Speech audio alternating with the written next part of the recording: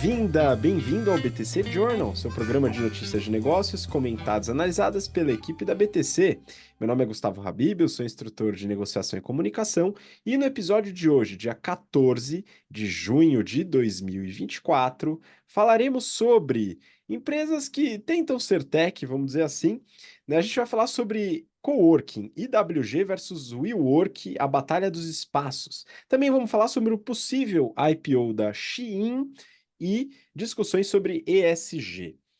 Depois a gente vai seguir para a tech de verdade. A gente vai falar da estratégia da Meta com o WhatsApp e polêmica com a OpenAI, inteligência artificial. Por fim, na discussão do BTC Journal dessa semana, falaremos sobre microagressões de gênero e como preveni-las. E para me acompanhar nessas discussões, estou aqui com o nosso instrutor de finanças e modelagem, Guilherme Goraeb. Gui, bem-vindo de volta. Olá, Habib. Olá, ouvintes, espectadores. Prazer estar aqui com vocês. Passando aí pelo Dia dos Namorados, né? Estamos aqui. O programa vai ao ar dia 14, mas estamos gravando dia 12. Você lembrou da sua namorada aí, pessoal? Não se esqueçam, hein? Vamos lá comentar as notícias. Og, eu não sei você, mas eu lembrei, minha digníssima ganhou flores, como sempre ganha, e chocolate, também que ela gosta bastante. E aí, eventualmente, vai rolar alguma surpresinha aqui ou ali, mas eu gosto bastante de lembrar dessa data, afinal, é comum que com o tempo de relacionamento a magia possa se perder, e eu faço questão de garantir que isso não aconteça. Enfim, quem sabe você pode fazer a mesma coisa. E olha só, você pode ainda levar uma série de descontos e vantagens se você participar dos nossos cursos com casal. Olha que beleza. Você pode entrar em contato, a gente está também com campanhas aí nas redes sociais, mas entre em contato com a gente, né? Se você e seu namorado, namorada, esposo, esposa quiser realizar o General Business Program, o Strategy and Finance ou o Excel Plus Business Program, cursos que estão com inscrições abertas, vocês podem fazer em casal e com um descontão, ok? Então, o GBP, o General Business Program, para você que está entrando no mercado de trabalho, está buscando alavancar sua carreira em consultorias, mercado financeiro, indústria, startups, curso desenhado para você e para seu digníssimo ou digníssima. O Strategy and Finance é voltado para líderes, pessoas que têm uma necessidade aí de aprimorar ferramentas para tomada de decisão estratégica dentro da empresa. E o Excel Plus Business Program é nosso curso de Excel e modelagem, com VBA também, que é o melhor curso de Excel e modelagem do país. São 40 horas desenvolvendo técnicas, ferramentas, automatizações, modelos, tudo o que você precisa para brilhar no Excel, sem usar mouse, inclusive. Bom, a parte dos cursos aqui, que eu espero muito vê-los nas próximas turmas, a gente tem uma série de notícias para comentar. E é o seguinte, eu vou começar com uma aqui que eu dei uma olhada, que é um mercado que eu gosto bastante de acompanhar, e eu faço isso no BTC Journal desde 2018. Faz bastante tempo. Peguei aqui do Neofeed. As duas vitórias da IWG, dona da Regus e Spaces, sobre o WeWork, na Justiça e em um prédio em São Paulo. Vamos começar do começo, porque faz tempo que eu não falo desse mercado. A IWG é uma empresa britânica fundada em 1989 com o propósito de desenvolver escritórios compartilhados. São duas marcas principais deles, a Regus e Spaces. Com a ascensão meteórica do WeWork, aí nos idos de 2010, parecia que a IWG passaria por apuros. Mas algo que quase ninguém viu, e nós aqui somos a exceção, uma péssima gestão financeira pode mudar todo o cenário.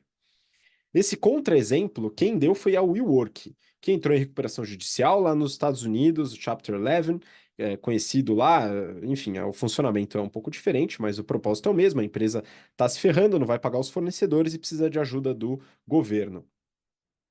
Isso aconteceu no ano passado. A gente contou tudo o que se passava na gestão dos contratos com fornecedores, o descasamento de caixa, todos os problemas de gestão e também do modelo de negócio da WeWork.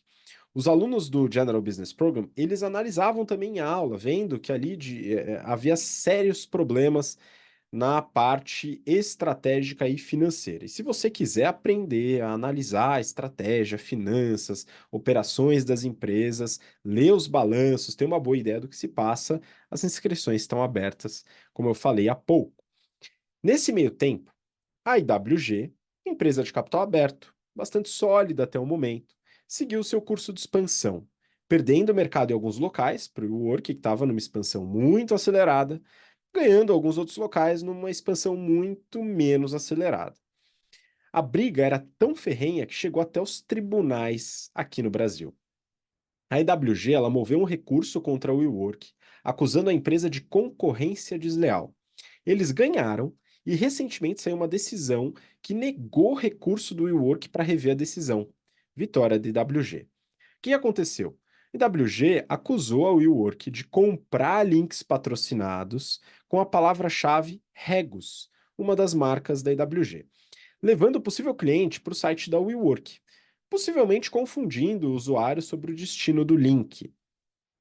O CEO da IWG no Brasil, Thiago Alves, ele comenta: havia um discurso de que startup podia fazer de tudo. Não é porque é internet que não há lei, e não é porque estamos no Brasil que vale tudo. Eu concordo com o Thiago. Em várias situações, a gente observou uma certa passação de pano para startups em aspectos regulatórios. O início das fintechs, que eram bancos, mas não tinham o registro devido, segundo os bancões, pelo menos, foi uma reclamação recorrente. A gente tem toda a discussão sobre conteúdos com elementos criminosos nas redes sociais e a não responsabilização devida das plataformas, que agora está avançando na Europa, eventualmente por aqui também. Bom, indo além da disputa jurídica, o IWG conseguiu outra vitória sobre a concorrente. Eles pegaram um edifício na zona oeste de São Paulo, na rua Cerro Corá, que era da WeWork 2 dias antes. Em 24 horas, o negócio mudou de inquilino e já estava funcional, viu, pessoal? Segundo o Thiago, o proprietário não estava feliz com a performance, entre aspas, do antigo locatário. As aspas fui eu que coloquei, tá? Mas que queriam seguir com o modelo do coworking, né? O modelo de coworking que já estava presente ali no escritório. E aí eles fecharam um contrato de 10 anos com a IWG. Foi um gol de placa. A unidade já estava pronta para esse modelo de negócios, reduzindo muito o CAPEX necessário para a atividade do WG.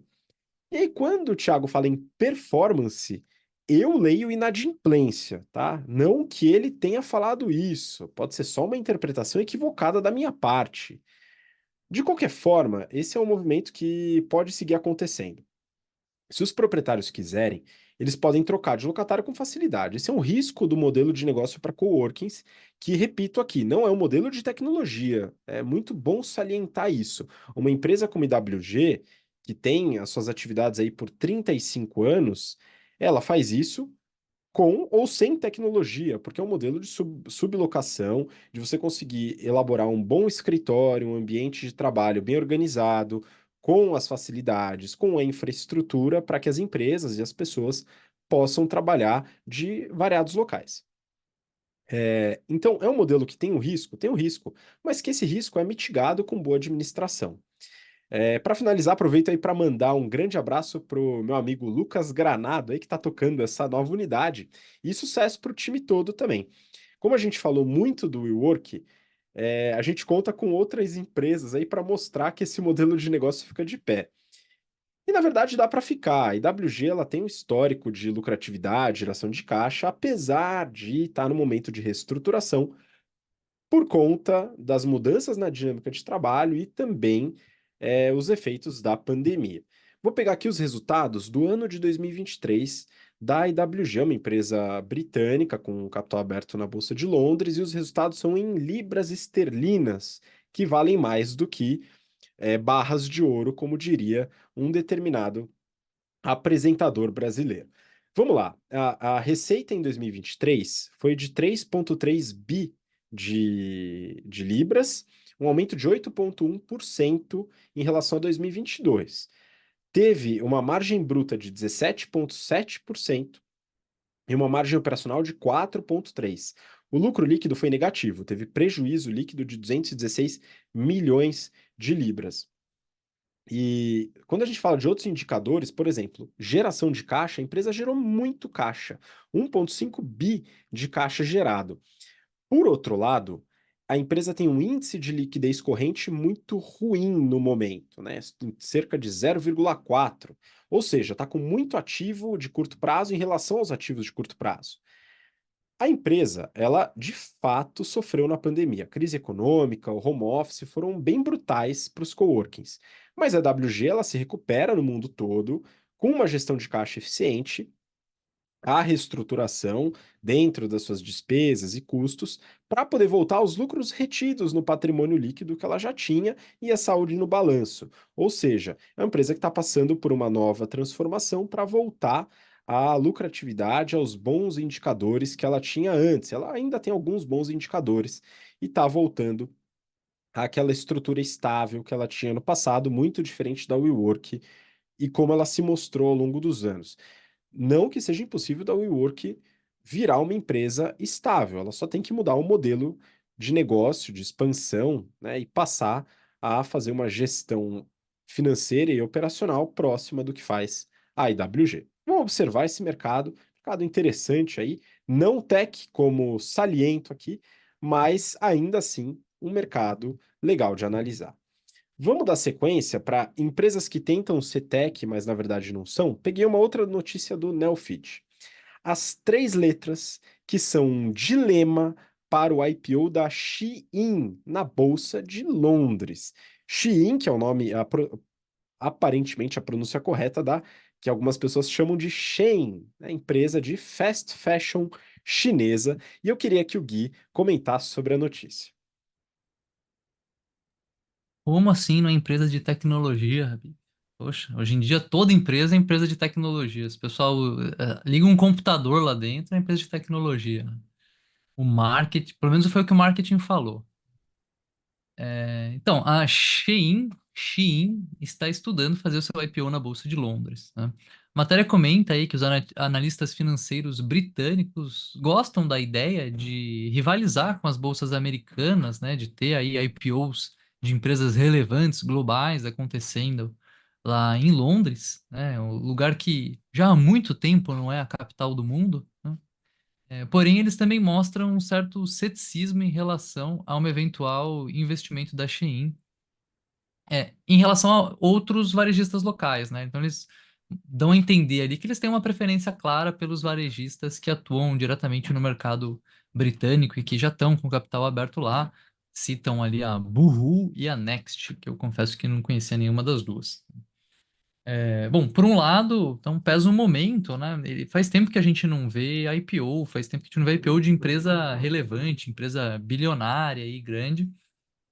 Então, isso é algo que faz com que os bancos estão querendo, né, fazer IPO, porque é um negócio que dá dinheiro. E talvez a janela esteja chegando, né? Talvez a gente esteja num momento em que está propício para isso, depois de muito tempo que não estava. Os IPOs tendem a acontecer tudo junto, né? Na época que tá boa, todo mundo faz IPO, e época que não tá tão boa, ninguém quer fazer. E o que que é o tá bom ou não? É a bolsa tá em alta, né? E lá nos Estados Unidos a gente tem a bolsa americana renovando máximas. Então talvez isso seja um indicativo aí de uma janela de tempo, né, de um momento em que está propício para o investidor privado levar a público a sua empresa com um bom valuation.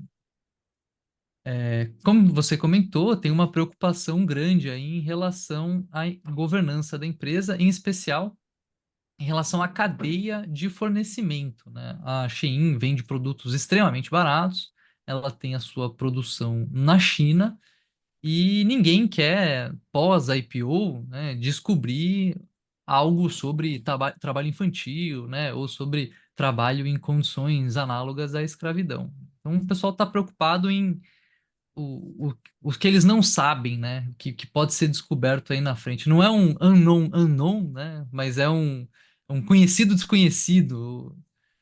Então, o pessoal está com medo de descobrir alguma coisa nesse sentido. O que, claro, né, assim, a empresa tem a produção na China, tem preços super baixos, É uma preocupação legítima, né, eu diria.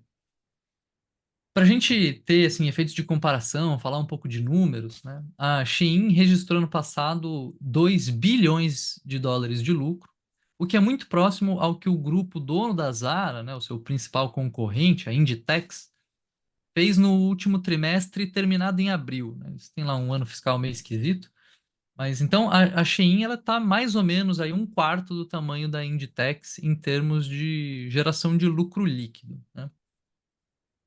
Falando em valuation, na última rodada de investimento que a Shein teve, na última captação que ela fez com investidores no mercado privado, ela foi avaliada em 66 bilhões de dólares. A Inditex, há cerca de 2 anos, estava nesse mesmo valuation e atualmente está sendo negociada por cerca de 150 bilhões na bolsa.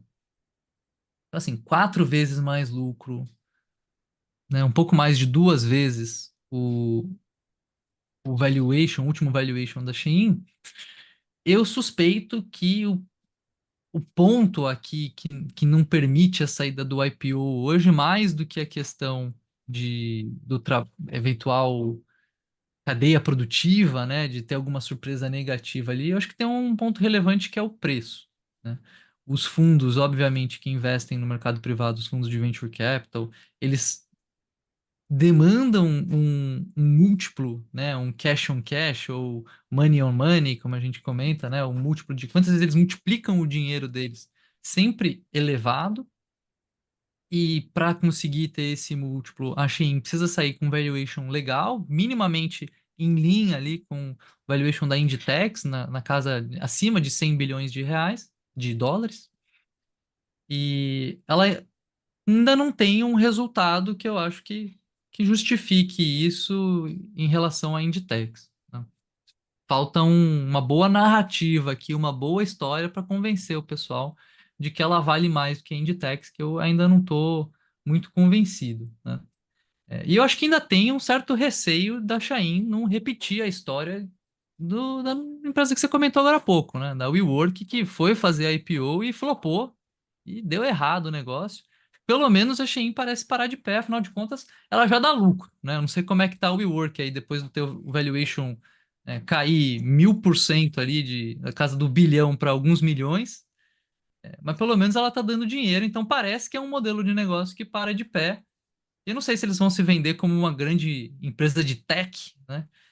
Ou se é simplesmente uma empresa de fast fashion que usa tecnologia, né, para tomar decisões melhores, para tomar decisões mais rápidas, que aí eu acho que faz parte de uma narrativa que faz mais sentido para mim. Talvez não seja a que eles vão escolher, né? Porque falar que você é alguma coisa tech, né? HR tech, fintech, tem que ter tech hoje em dia para ter um valuation bom. O que seria aqui, Habib? Seria uma t-shirt tech? É um fast fashion tech? Roupa barata tech? Não sei, cara. Acho que Fashion Tech é um bom nome. Não que não tenha absolutamente nada de tecnologia, acho que é bom ressaltar isso. Que tem um aplicativo, tem algum sistema ali, alguma inteligência para indicação, recomendação de roupas, etc. Mas está longe de ser o core do negócio, algo que realmente se sobressai. A gente está falando de uma empresa típica de fast fashion, assim como há várias outras. Você comentou sobre a Inditex, que é dona da Zara, a gente tem um monte de empresas aqui no Brasil nesse mercado. E realmente, é uma empresa já lucrativa, está tentando se alavancar por uma máscara tech. Agora, tentar se mostrar como ESG, isso vale para qualquer empresa de fast fashion. Pelo amor de Deus, hein, pessoal? Do ESG, há a possibilidade da empresa ter o G, né? Os outros dois, eu acho que não existe nenhuma possibilidade real de qualquer empresa desse ramo conseguir o E ou o S, né? O S pela cadeia de fornecimento, ainda estou para ver uma cadeia de fornecimento de algodão em que nenhuma camada da cadeia tem algum problema social, tá, relacionado a condições não muito saudáveis de trabalho, de vida, salarial, ou até no extremo, condições análogas à escravidão, a gente não precisa ir para o outro lado do mundo para observar isso, basta ir para o centro de São Paulo ou para o interior de Pernambuco. De qualquer maneira, A parte social é bastante difícil, e se você trabalha ou é tomador de decisão numa grande empresa de fast fashion no Brasil e quiser mostrar pra gente que você tem a parte social em dia, sem nenhum problema, está aberto aqui, pode me mandar sem problema nenhum, manda ali para os canais da BTC e a gente vai ficar feliz em alterar essa opinião que eu estou colocando aqui, viu, pessoal? Sem problema nenhum. E a parte ambiental, aí já é um pouco mais complicado. A indústria de moda, principalmente fast fashion, é conhecida por ser uma das mais poluentes do planeta. As matérias-primas para as roupas mais comuns, aí, falando principalmente do algodão, tem muito impacto ambiental. A gente está falando de 10 mil litros de água para produzir 1 quilo de algodão, por exemplo, fora outros impactos. É, e aí a gente tem outras possibilidades fora do fast fashion. E aí entra a Insider, a nossa parceira, a camiseta que eu estou usando, a Tech T-shirt aqui, ela tem tecidos um pouco diferentes. As matérias-primas da Insider, elas são selecionadas para tentar minimizar o impacto ambiental. Não que não tenha impacto ambiental, mas minimizar o impacto ambiental. 80% dos produtos da Insider são compostos de fibras nobres, de origem natural, que são ou podem ser biodegradáveis e utiliza 4 vezes menos água do que os tecidos comuns. Então veja só, não necessariamente faz bem ao meio ambiente, hein, pessoal, mas menos mal, reduzir o impacto já é um excelente começo. E isso é algo que a Insider faz, está no DNA da empresa e ela não pode ser considerada uma fast fashion nesse sentido, até porque as roupas são minimalistas, para você ficar com elas por anos, inclusive as minhas tech t-shirts já têm anos de uso, muitas lavagens, muitas mesmo, e eu continuo utilizando sem precisar renovar o meu guarda-roupa. É porque não entra nessa tendência de moda, que você precisa renovar o guarda-roupa o tempo inteiro, que contribui para o impacto ambiental. E como parceira aqui do canal, e você, como audiência cativa do BTC Journal, tem descontão ao adquirir os produtos da Insider utilizando o cupom BTC12. O cupom está aqui na descrição, o link também está aqui na descrição, e você pode aproveitar para adquirir sua peça ecológica, que está sempre na moda, você não precisa ficar trocando o tempo inteiro, não desbota, não precisa passar dentro da loja da Insider Store. Vamos seguir agora, a gente vai falar aqui de empresas que são tech de verdade, né? Então, eu vou trazer uma reportagem aqui da Forbes. O título é o seguinte, entre aspas, quero criar tecnologias para o resto do mundo, vírgula, de onde eu venho, fecha aspas, diz VP da Meta.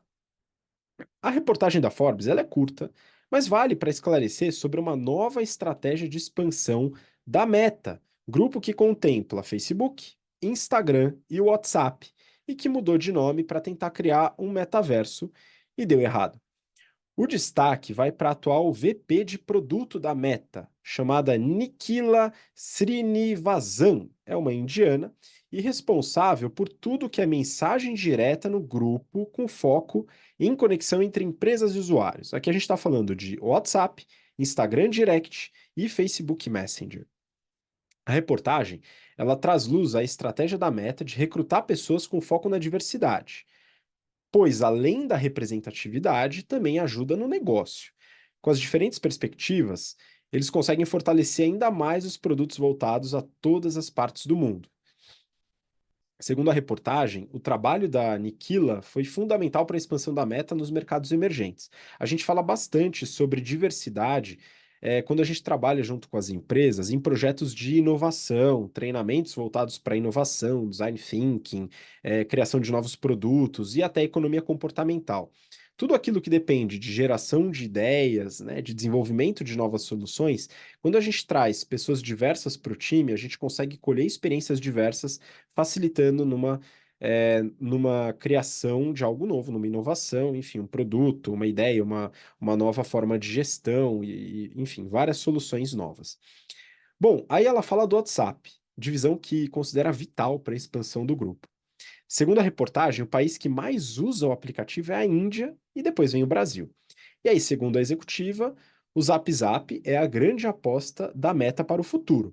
Zuckerberg falou que, assim como o Facebook e Instagram foram os pilares da companhia até agora, o próximo são as mensagens comerciais com foco no WhatsApp. Ou seja, A estratégia da Meta agora é trabalhar com a conexão entre empresas e pessoas via mensagens diretas. Minha opinião, o seu Zap corre sério risco de ser estragado por spams. Afinal, a gente está falando da abertura das redes para possibilitar a expansão através do B2B. Ainda não está claro se a Meta pretende captar a receita diretamente com isso, através de uma intrusiva e desagradável estratégia de mensagens diretas via investimento pelas empresas. Mais ou menos o que acontece no LinkedIn, com aquelas mensagens que você recebe, nunca lê e muito menos responde, mas que enchem a sua caixa. Uma estratégia de mensagem, de conexão entre empresa e usuário através de mensagens diretas já ocorre quando você entra em contato com alguma empresa, adquire algum produto e permite com que a empresa entre em contato com você para mandar promoções, ou seja, algum contato direto. Isso é algo que o usuário permitiu, né, que ele já ressaltou que é possível. Eu já fui em algumas lojas ou algumas empresas onde eu permiti o contato direto via mensagem, deixei meu telefone, e outras que eu não permiti. Em um caso, uma empresa que eu não permiti me mandou mensagem, e eu fui relativamente grosseiro na resposta. Agora, uma outra possibilidade é, assim como a Apple faz com as stores, é captar uma parcela da venda de um produto através do WhatsApp. Agora, independente da solução, a minha expectativa é que, eventualmente, com essa estratégia de expansão, além dessas mensagens que você mesmo autoriza a pessoa a te mandar, é que pode ser que o WhatsApp fique lotado de mensagens de alguém tentando te vender alguma coisa sem que você tenha permitido. Isso pode deixar o aplicativo menos atraente. Será que é algo que a Meta deseja? Talvez a gente voltar para as mensagens de texto? Olha, particularmente até gostaria de trocar o Zap Zap pelas mensagens de texto e os grupos do WhatsApp por reuniões em restaurantes ou bares. Quem sabe onde isso acontece. Mas enquanto não acontece, eu preferia que meu WhatsApp ficasse restrito a pessoas, grupos de pessoas que eu conheço ou empresas que eu autorizei a mensagem, né, e que não sejam intrusivas especialmente, né, e que possam eventualmente até me ajudar. Falando dos resultados da Meta, ela divulgou os resultados do primeiro TRI de 24, com uma receita líquida de 36,4 bi, que foi um aumento, isso em dólares, né? Que foi um aumento de 27% em relação ao primeiro TRI de 24. Desculpa, de 23. Um detalhe é que caiu 9% em relação ao quarto TRI de 23, mas aqui a gente tem o efeito da sazonalidade. Todo ano a Meta tem uma receita maior no último TRI por causa das vendas, promoções, festas, Black Friday, entre outras coisas. Agora um dado alarmante, hein? Alarmante no sentido de impressionante. 3,24 bilhões de pessoas usam algum aplicativo da Meta todo dia. A empresa teve uma margem operacional de 38% e um lucro líquido, desculpa, uma margem líquida de 34%, uma empresa altamente lucrativa e também geradora de caixa, gerando em 1 tri 12,5 bilhões de dólares. Bom, vamos seguir para a próxima notícia, e aqui eu vou querer a ajuda do Gui, nosso especialista em inteligência artificial, para analisar isso aqui. Brasil Journal. OpenAI, o alerta de ex-insiders sobre os riscos da AI, ou inteligência artificial, e a supressão de críticas. Pois é, Gui, será que alguém está escondendo alguma coisa? O que está acontecendo com a inteligência artificial aí? E o que tem em relação ao OpenAI? Vamos lá, Habib. Acho interessante fazer um paralelo aqui, tá? Em fevereiro de 2001, 17 desenvolvedores de software se uniram para conversar sobre boas práticas de desenvolvimento de software e publicaram o que ficou conhecido como Manifesto Ágil. Esse manifesto contém 4 heurísticas e 12 regras, e é rapidinho de ler, né? E eu recomendo essa leitura para qualquer pessoa que queira entender um pouco mais sobre desenvolvimento de software, sobre gestão de projetos e sobre negócios como um todo, porque hoje, né, todo mundo é empresa de tech, né? Então entender sobre desenvolvimento é algo relevante. Bom, 23 anos se passaram e a gente tem aqui 13 desenvolvedores e pesquisadores de AI que se uniram e publicaram uma espécie de manifesto com 4 princípios que eles pedem que as empresas de AI se comprometam com eles, né? Quais são esses princípios? Primeiro, que a empresa não silencie as críticas relacionadas ao risco da AI, que a empresa facilite um processo anônimo de denúncia para levantar preocupações relacionadas a isso, que a empresa apoie uma cultura aberta às críticas e que a empresa não retalie funcionários atuais ou passados que publicamente compartilharem informações confidenciais relacionadas a risco, uma vez que outros processos tenham falhado. A preocupação aqui é que, dada a velocidade extremamente acelerada do desenvolvimento dessas tecnologias, a gente chegue na AGI, a inteligência artificial geral, né? Artificial General Intelligence, que teoricamente é o ponto que a AI ultrapassa as capacidades cognitivas dos humanos, né? E que a gente chegue lá muito rápido e que a gente não esteja preparado para isso. Uma espécie de filme do Eu, Robô ali, né? Que tá. Eu lembrei do filme do Eu, Robô lendo isso daqui, né? E tem aquele trecho interessante que o Will Smith está conversando lá com o robô e fala: Não, você não consegue escrever uma sinfonia. E o robô fala: Você consegue? Então, assim, já tá mais esperto que muita gente, né? A questão é ficar mais esperto que todo mundo aqui. Agora, sobre o caminho que eles escolheram, né? Eu acredito que é um caminho fadado ao fracasso. Porque a gente tem uma estrutura de incentivo hoje que não conversa com esse caminho de autorregulação, né? Para mim, pedir para as empresas se autofiscalizarem é como pedir para a raposa tomar conta do galinheiro, né? Não acho que vai funcionar. Acho que isso pode funcionar quando a gente tiver algo mais parecido com o esforço que aconteceu com a LGPD, né? Que foi algo que tem no Brasil, que tem nos Estados Unidos, que tem na Europa, tem uma regra clara, que é abrangente e que tem consequências para quem não respeita a regulação. Habib, eu sei que você é um cara que não está muito preocupado com a revolução das máquinas aí, né? Acho que a ideia de não digitalizar a vida por completo é o hedge que você está fazendo, é isso? Basicamente, e eu acho que é um hedge bastante seguro, viu? É, Aí fica aquela dúvida, né? Será que realmente a inteligência artificial tem o poder de acabar com tudo? Assim como você falou do filme Eu, Robô, eu sou um apaixonado por filmes de apocalipse, distopias. E Eu, Robô é um filmaço nesse sentido. Mas eu acredito que seja muito difícil a gente chegar nesse patamar. A gente está falando aqui da criação de robôs humanoides que possam andar por aí, como aconteceu no filme Eu, Robô. Isso não acontece hoje, tirando as apresentações marqueteiras do Elon Musk, que servem mais para poder fazer algum tipo de movimento nas ações do que qualquer outra coisa. E eu acho que isso não deve acontecer. Porém, a gente tem uma estrutura interconectada, que é a própria internet. Tem outras também, mas a internet é definitivamente a mais utilizada. E aí, se você deixa tudo conectado, existe sim a possibilidade de ter algo que influencie em toda essa rede.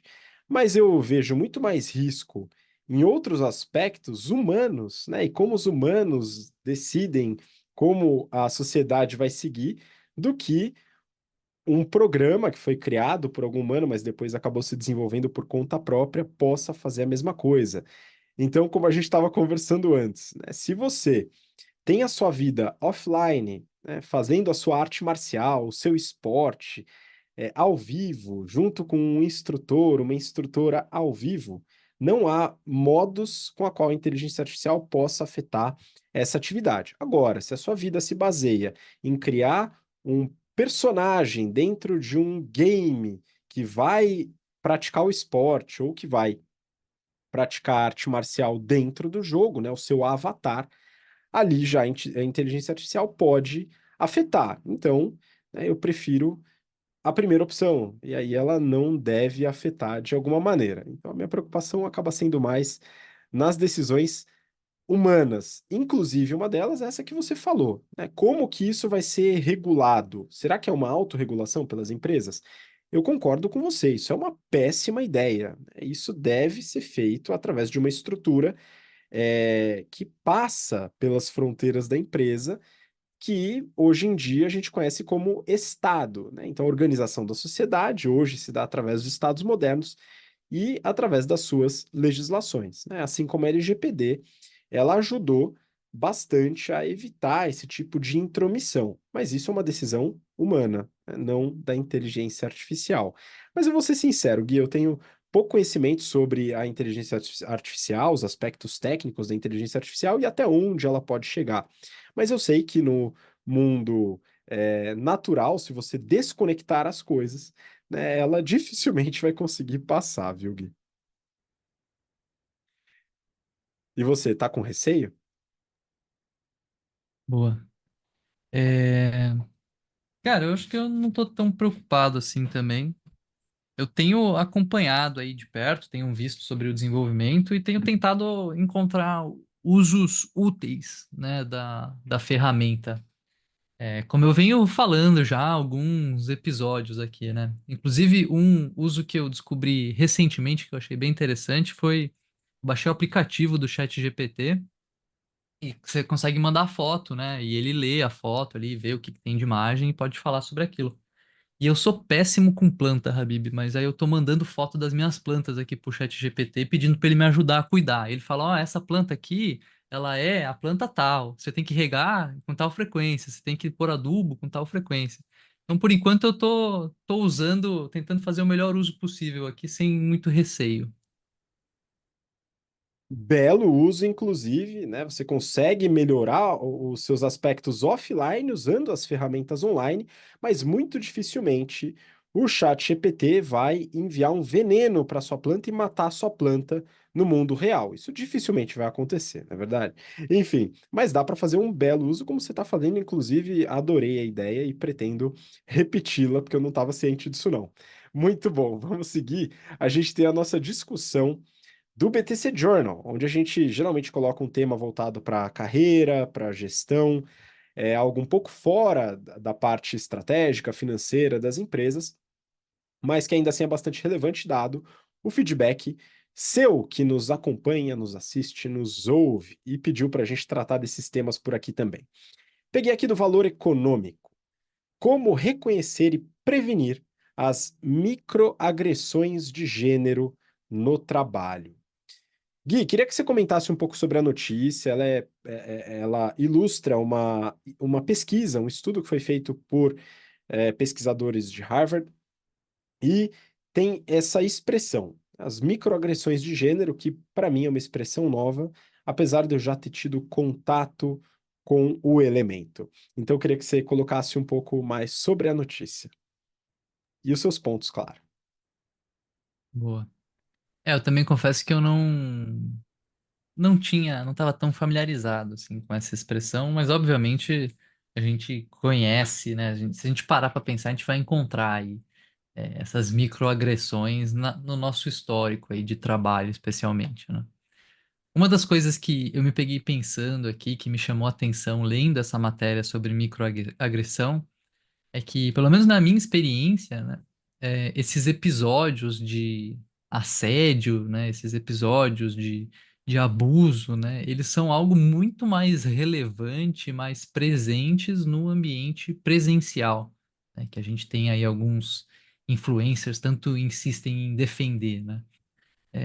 Cara, hoje, assim, é muito curioso eu pensar nisso. Agora que eu estou trabalhando já há um bom tempo remotamente, qual que é a oportunidade de microagressão, né? Você nem vê a outra pessoa, você não tem o, o comentário idiota ali, aquela situação, ela não existe, né? Porque você está mais focado em fazer o trabalho, né?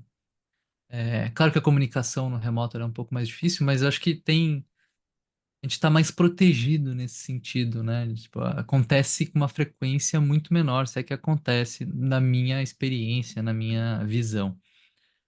Bom, a matéria ela fala ali sobre pesquisadores de Harvard que investigam questões de gênero em empresas, e um dos pontos que eles levantam é que pode ser difícil rotular as questões como discriminação de gênero, porque elas muitas vezes passam despercebidas ou mesmo entendidas apenas como desrespeito, né?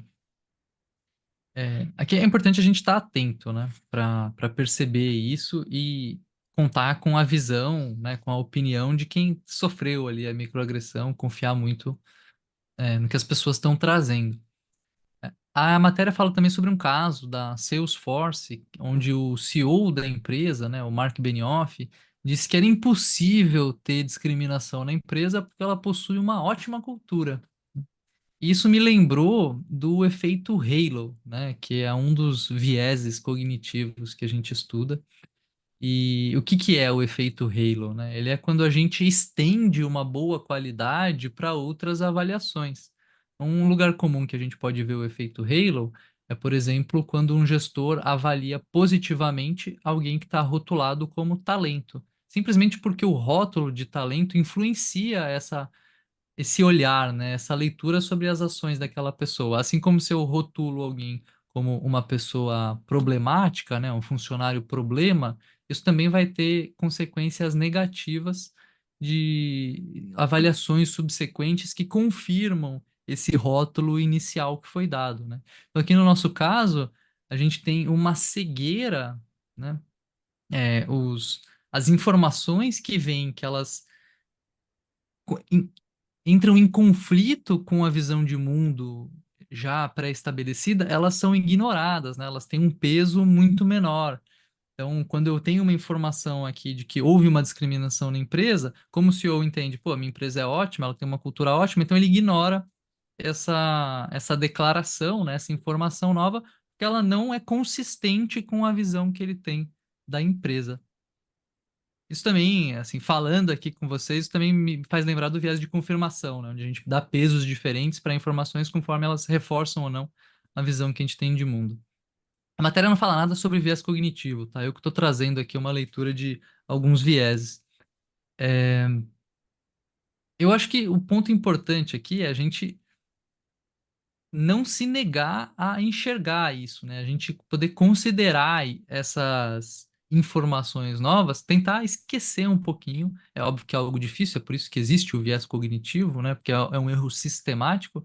A gente precisa se esforçar aqui para enxergar, para tentar validar, para dar crédito para essas denúncias, né? De violações aqui que acontecem que fogem à visão que a gente tem pré-estabelecida. A própria matéria fala aqui sobre alguns caminhos que os líderes podem ter, dada essa dificuldade de detectar e prevenir essas microagressões, né? Quais são os pontos? Eles falam de cinco. Primeiro, esclarecer o que a organização defende e o que ela repudia. Segundo, ser um espectador ativo, prestar atenção no que acontece à sua volta, para não ignorar esses atos de discriminação. Terceiro, contactar os funcionários e melhorar como se lida com maus tratos. Quarto, conversar sobre o tema e trazer exemplos de discriminações sutis que aconteceram no ambiente de trabalho. Achei interessante ele colocar aqui especificamente discriminações sutis, né? Eu já trabalhei num ambiente de trabalho muito legal que lidava abertamente, né, de maneira muito transparente com esse tipo de questão, né, de você, de alguma maneira, negativamente impactar o outro. E quando a gente tem uma questão que ela é muito pesada, né, que ela pega, tem uma carga emocional maior, você tratar isso de maneira privada, pode ser melhor para a pessoa que sofreu a agressão, né? Então, achei interessante eles trazerem você tratar abertamente discriminações sutis, que isso mostra que você está lidando com aquilo ao mesmo tempo que preserva, né, quem sofreu a discriminação. E o quinto ponto que ele coloca é reconhecer que, mesmo sendo um bom lugar, as microagressões podem acontecer, né? Ou seja, algo que vai muito no que eu falei sobre os vieses cognitivos, como o efeito Halo e como viés de confirmação, que é não tirar o crédito, né? Não ignorar as informações que simplesmente vão contra a visão que você possui daquela empresa, daquele lugar, daquele gestor, daquela pessoa, mas sim investigar um pouquinho e tentar entender, né, que mesmo a pessoa que é boa pode cometer um erro, que mesmo a empresa que é ótima, que tem uma cultura muito legal, pode ter episódios de microagressão e de abuso, né, que podem acontecer lá dentro e que você precisa tratar aquilo. Então, acho que para tentar fechar aqui, eu diria que para mim o principal ponto desse ambiente ótimo, né, ele não é a inexistência de eventos, né, ruins. né? A gente não tá no paraíso, né? A gente não morreu e foi pro céu e tá num lugar que nada ruim acontece, né? A gente tá na Terra e aqui as coisas ruins acontecem e aí o lugar ótimo é o lugar que lida com isso, né? De uma maneira transparente, de uma maneira honesta e que você fica satisfeito com esse tratar, né? Dessas ocorrências aí, dessas tensões, dessas coisas diferentes aí que acontecem que fogem do esperado. Você, Habibi, qual que é a tua visão aí sobre essa matéria? Bom, vamos lá. Como eu falei para você, é uma expressão nova para mim, apesar de eu entender o que ela significa já há um bom tempo. E o primeiro ponto é que eu achei muito interessante que você colocou o fato do trabalho virtual não fortalecer esse tipo de microagressão, porque não abre espaço para essa oportunidade, vamos assim dizer, dela chegar. Isso é curioso, né? Eu gosto muito da ideia de socialização, né? Sociabilidade do trabalho presencial, mas de fato, quando você vai para o virtual, esse tipo de oportunidade, né, desses comentários, dessas microagressões, né, esses comentários que são agressivos a quem recebe, acaba diminuindo, pelo menos na minha percepção. De qualquer forma, acho que é bom a gente ter o presencial sociabilidade, mas a gente tem que lidar conforme você falou. Importante definir microagressão de gênero e exemplificar para ficar um pouco menos etéreo. A microagressão de gênero é algum comentário, alguma sutileza que ofende, majoritariamente está falando aqui do gênero feminino, que é o gênero que é subjugado historicamente, ok? Então, aqui a gente está falando da parte das mulheres, né? E é isso que foca a reportagem e a pesquisa do pessoal de Harvard. E é importante a gente diferenciar microagressão de abuso e assédio. Abuso, assédio são atividades muito claras, onde, em geral, a gente tem por parte das empresas políticas, punições, etc., e são bastante claras. As microagressões não são tão claras assim. O problema das microagressões é que elas também fazem mal e elas podem abrir caminho para uma cultura permissiva dentro da empresa que abre espaço para também episódios de abuso e assédio. Então aqui a gente tem, você falou do efeito Halo, gostei muito que você trouxe o efeito Halo, e aqui eu vou falar um pouco sobre dois outros efeitos, né? O primeiro que é o efeito das janelas quebradas, ali o efeito que foi bastante estudado em Nova York nos anos 80, anos 90, mostrando que o ambiente e a forma como o ambiente se dá, e ali ele falava das janelas quebradas, dando a entender os ambientes mal cuidados, com pinturas desgastadas, com as janelas quebradas, né, muito ilustrativo, eles fomentavam a violência dentro daquela região. E quando a gente pensa em uma cultura corporativa que não combate ou que privilegia microagressões, isso tende, através desse efeito, a facilitar episódios de violência. Então, esse é um ponto que eu queria salientar. O outro é um efeito chamado bystander effect, o efeito do espectador. Aqui vale só uma digressão rápida, né? Eu estudei negociação e gestão de conflitos nos Estados Unidos, e esse é um tema que está muito relacionado à psicologia social. O que me trouxe também interesse por alguns outros temas dentro da psicologia social, e o que mais me interessou na época foram os estudos sobre violência. Não porque eu sou uma pessoa violenta, tá, pessoal? Posso até ser grosseiro, vez ou outra, mas eu sou tão violento quanto uma mosquinha. De qualquer maneira, isso me aproximou bastante desses estudos. E o efeito bystander, ele é muito presente em várias obras. Uma delas, que eu gostaria até de recomendar aqui, é um livro chamado O Efeito Lúcifer, cujo autor é o Philip Zimbardo, que é talvez a maior referência dentro dos estudos de conformidade, violência na psicologia social, e é o responsável por um experimento muito famoso chamado Experimento do Aprisionamento de Stanford. Inclusive tem filme, tem série sobre esse experimento. Ele que foi o líder desse experimento. Bom, ele e outros autores, né, consideram o efeito espectador como sendo também causa de situações de violência. E o que que é esse efeito? É o fato de você presenciar uma atitude ou um episódio de violência e não fazer nada a respeito.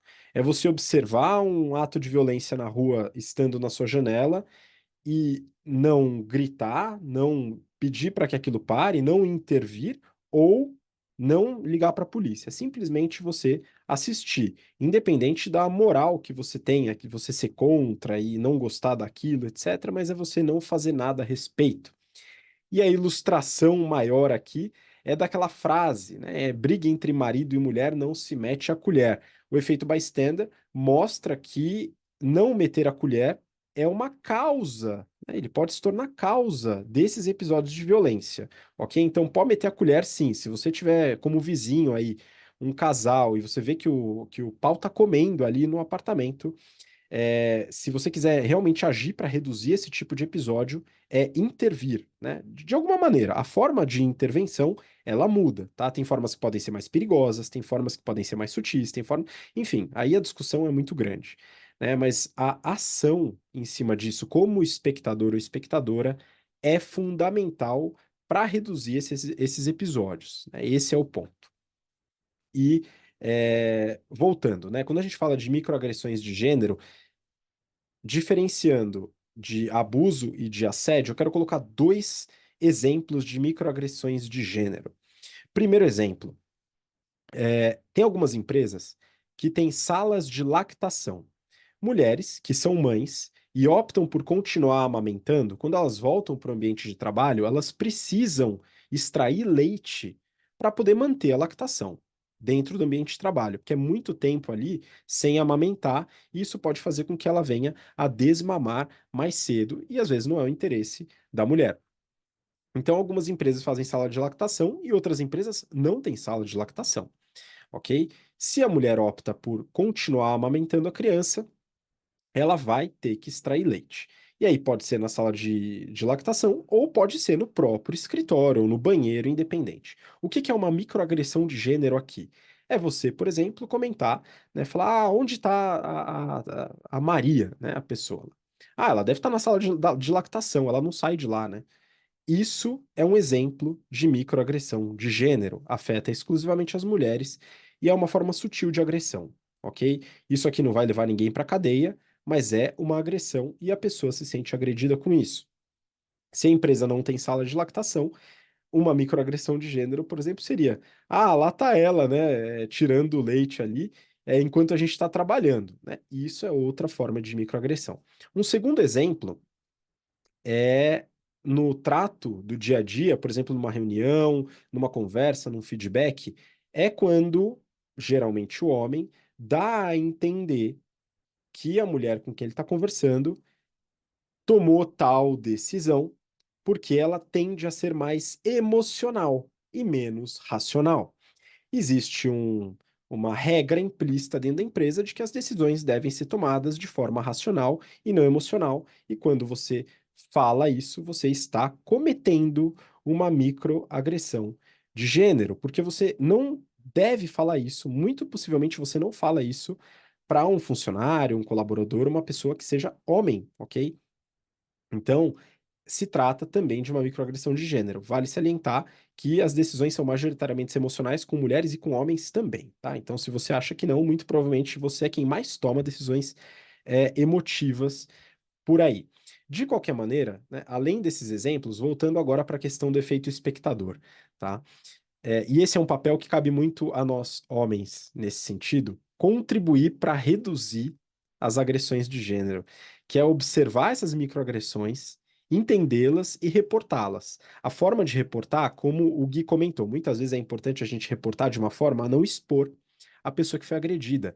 E a gente tem que fazer essa análise, tá? Mas quando a gente passa a reportar, principalmente homens, mas também mulheres que não sofreram aquele episódio, né, que estão como terceiros ali naquela situação de microagressão, ao reportar sendo um terceiro, existe uma chance de que o líder, a líder, a pessoa que está ali, que pode ser responsável por mudar aquele ambiente, ouça com mais facilidade do que a pessoa que recebeu a agressão, tá? Então é uma forma também de contribuir, porque muitas vezes a mulher, ao receber agressão, ela não tem a devida atenção da pessoa que a ouve. Isso acontece não só na empresa, acontece em todos os cenários, inclusive fazendo com que mulheres se desestimulem, por exemplo, de indicar alguma agressão, algum abuso, alguma coisa fora da empresa, na vida pessoal.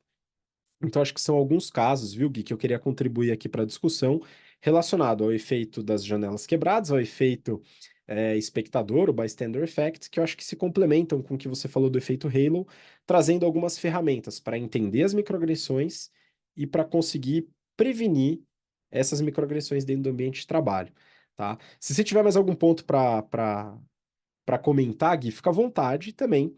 A gente pode encaminhar aí para o final já, mandando a nossa despedida para a turma. Boa. Acho que esse ponto que você mandou, de fato, é o relevante, né? A gente precisa conseguir identificar, precisa reportar, e daí a empresa, né, talvez na figura do RH, né, precisa ter alguém que consiga lidar com isso, consiga tratar isso.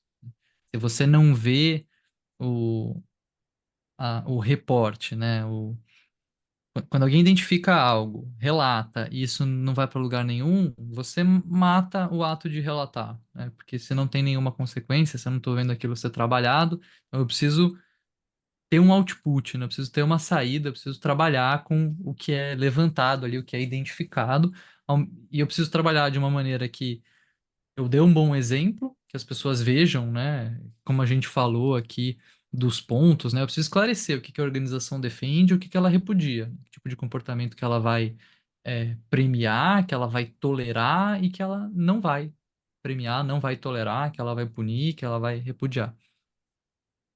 E eu preciso fazer isso de um jeito que não exponha negativamente, né? Que não martirize, que não seja negativo para a pessoa que sofre a agressão.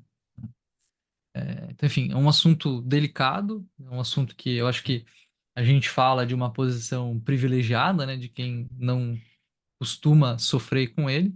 Já é, atuei em empresas que lidavam muito bem com isso, né? Acho que transparência, honestidade são fundamentais nisso. E você precisa ter, né, assim, precisa estar aberto a entender o outro, né? Precisa ter muita empatia para conseguir navegar bem aqui. E acho que é um exercício bem interessante, tá? Um exercício bem legal de ser feito. Bom, um tema interessante. Acho que hoje a gente teve um journal bem legal.